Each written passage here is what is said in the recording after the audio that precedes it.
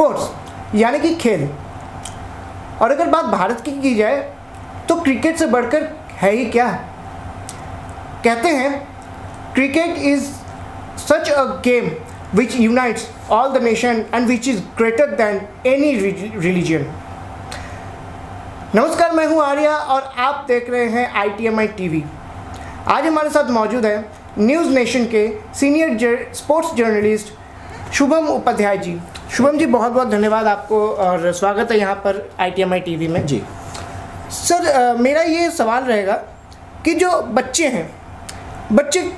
Cricket से लेकर के फुटबॉल से लेकर के ऐसे तमाम सारे खेल को अपने लाइफ का एक रोजी रोटी बना लेते हैं, लेकिन इन बच्चों का ये पैशन स्पोर्ट्स के प्रति किस प्रकार इसे प्रोफेशन की तरफ देख सकते हैं, और खासकर अगर मीडिया के फील्ड में हो स्पोर्ट्स जर्नलिज्म के हिसाब से, तो क्या कहना चाहेंगे उन बच्चों के लिए?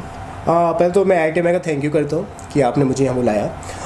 देखिए, स्पोर्ट्स में आपने बिल्कुल सही कहा। अगर भारत की बात करें तो 1983 के बाद जैसे ही क्रिकेट में हमने अपना पहला विश्व कप जीता, उसके बाद से क्रांति आ गई। क्रांति आई, लोगों ने इस क्रिकेट को पसंद किया, उसके बाद फिर मीडिया ने कवर करना शुरू कर दिया जी।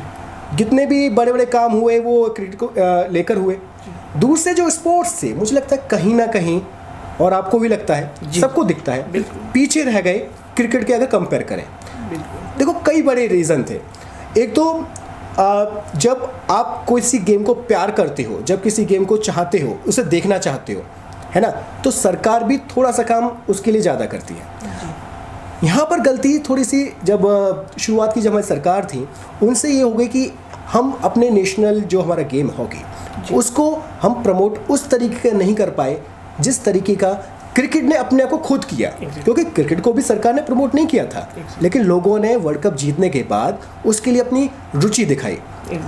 हॉकी में हम वो सुविधा अपने प्लेयर को शुरुआत में नहीं दे पाए। आप फाइनेंशियली बोल सकते हैं, या आप थोड़ा पॉलिटिक्स में जाएंगे उसका भी बोल सकते हैं, कि हमारे प्लेयर उस मजबूती के साथ मैदान पर उतरे और वर्ल्ड कप अपने नाम कर पाए।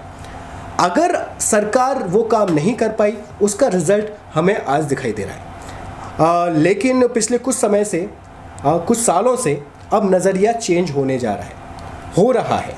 अगर आप देखेंगे, अब क्रिकेट तो चल रहा है, वो पीछे नहीं गया, लेकिन जो दूसरे गेम हैं वो भी अब आगे आ रहे हैं। लोग अब उन्हें देखना पसंद कर रहे हैं। जी।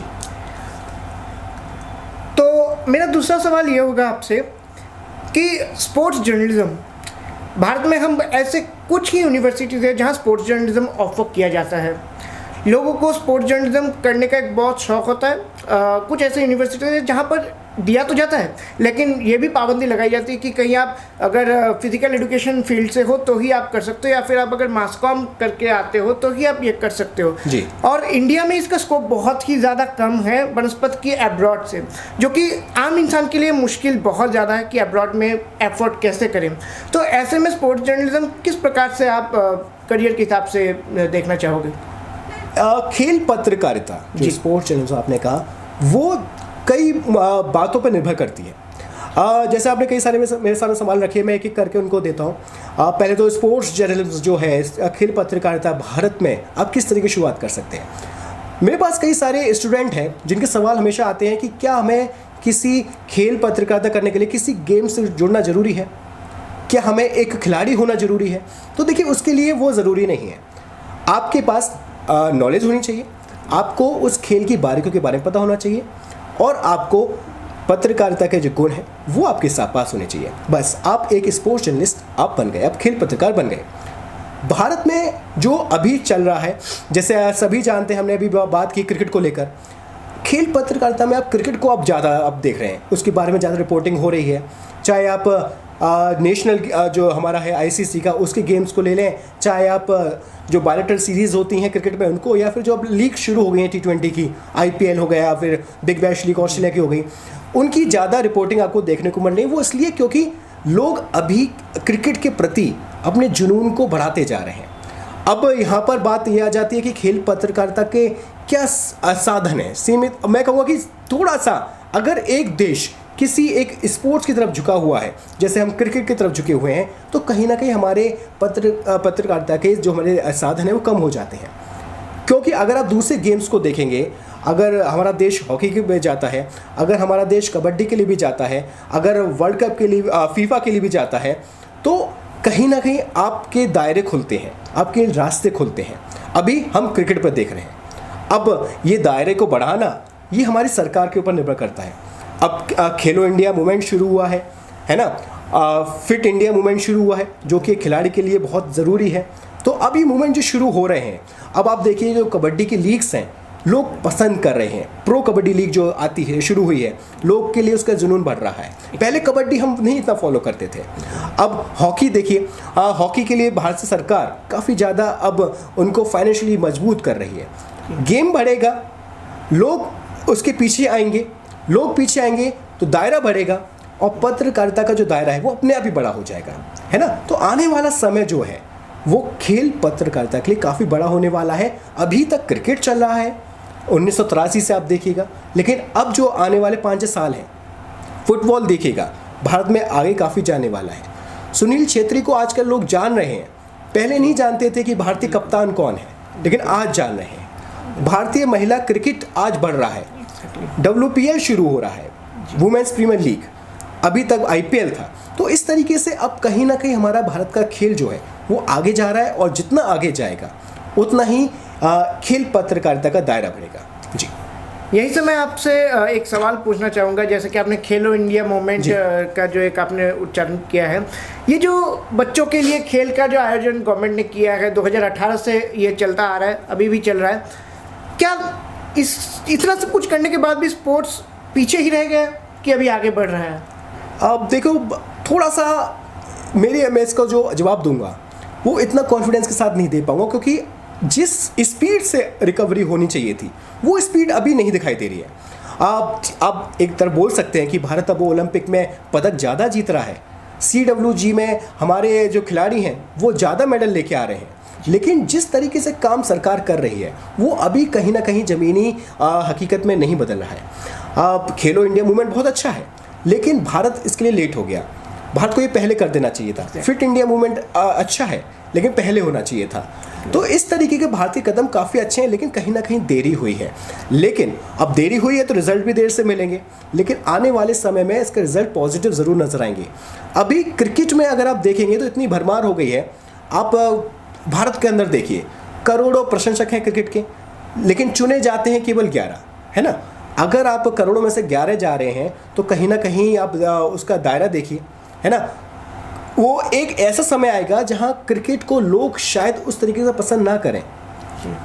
एक तरफ एक ऐसा दायरा आएगा, कबड्डी जो आपको जो हमारी लीग चल रही है प्रो कबड्डी, वो आपको ऊपर नजर आए, लेकिन उसके लिए भी समय लगेगा। और सरकार के काम जो हैं वो अच्छे काम हैं, थोड़े से लेट जरूर हुए हैं। ये मूवमेंट पहले से शुरू कर देना चाहिए था। आपको इसका रिजल्ट CWG हो या फिर ओलंपिक हो, है ना, रियो ओलंपिक आपने देखा होगा किस तरीके का प्रदर्शन रहा।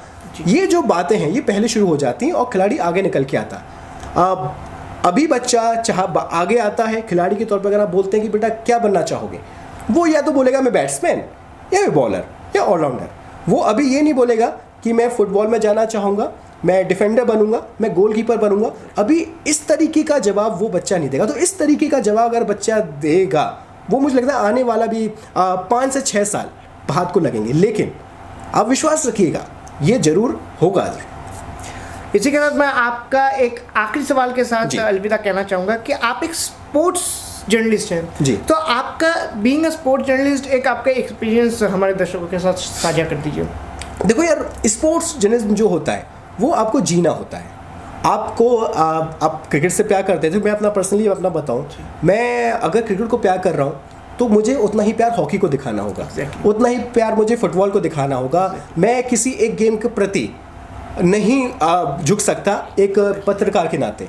आप अपना पर्सनल रख सकते हैं, आपको हो सकता है हॉकी की टीम का खेल पसंद ना आए, हो सकता है आप फुटबॉल को इतना कवर ना करते हो, लेकिन जब आप पत्रकार होते हैं तो आपको सारे खेल को कवर करना चाहिए और उनके बारे में सभी नॉलेज होनी चाहिए। तो पर्सनली मुझे इस खेल पत्रकारिता से मुझे नॉलेज मिली है दूसरे गेमों के बारे में।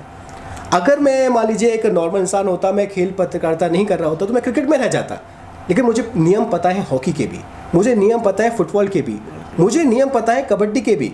तो वो इसलिए क्योंकि मुझे उसके बारे में लिखना है, मुझे उसके बारे में न्यूज़ बतानी है। तो पर्सनल लेवल पे बहुत अच्छा है और काफ़ी इन्जॉय कर रहा हूँ। और अगर आप खेल पत्रकारिता में अपना लाइफ बनाना चाहते हैं तो ज़रूर आइएगा। मज़े की बात है, बस आपको क्रिकेट को थोड़ा सा प्यार करते हो, थोड़ा सा पीछे रखिएगा, दूसरे गेमों को भी अपना लगाव रखिएगा।